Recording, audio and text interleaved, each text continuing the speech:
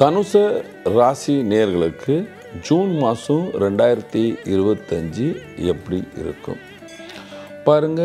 3ஆம் பாவத்தில் ராகு, 4வது பாவத்தில் சனி பகவான், 5ஆம் பாவத்தில் சுக்கிரன், 6ஆம் பாவத்தில் சூரியன் புதன், 7ஆம் பாவத்தில் பகவான் குரு.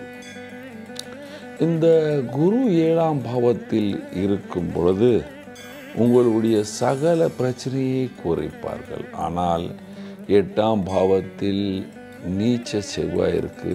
கோபம் செய்யக்கூடாது, புர் புர் அப்படின்னு வண்டியை ஓட்டக்கூடாது, கொஞ்சம் நிம்மதியாக பேச வேண்டும்.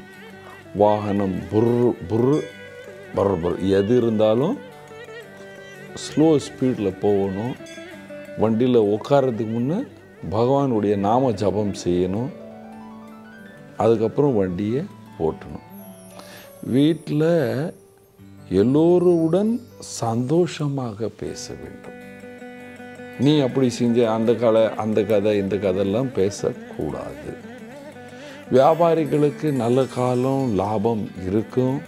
புது புது சேஞ்சஸ் எல்லாம் வர்றதுக்கு வாய்ப்புகள் உள்ளன. ட்ரேடில் வெளிநாட்டு வியாபாரில் புது பொருள் வாங்கிட்டு வருவீங்க, புது பொருளை எக்ஸ்போர்ட் பண்ணுவீங்க. தினமும் பண்ணுற எக்ஸ்போர்ட்டுக்கும் இதுக்கும் கொஞ்சம் வித்தியாசம் ஆரம்பிக்கிற காலம் என்று சொல்லலாம்.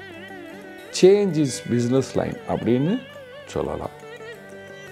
குரு இந்த வாட்டி நீங்கள் நினச்ச காரியத்தை முடித்து கொடுப்பார். சில பேர் வீடை வாங்கலான்னு இருப்பீங்க, வீடு வாங்கிறதுக்கு வாய்ப்புகள் உருவாகிறது.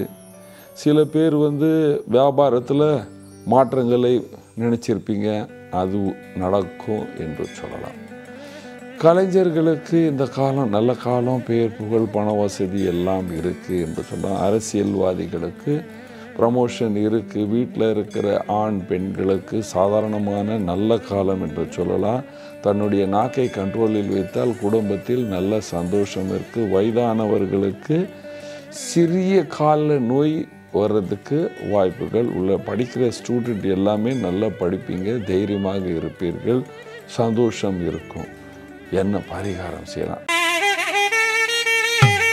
பரிகாரம் 4ஆம் பாவத்தில் சனி அலைச்சலை கொடுக்கின்றது.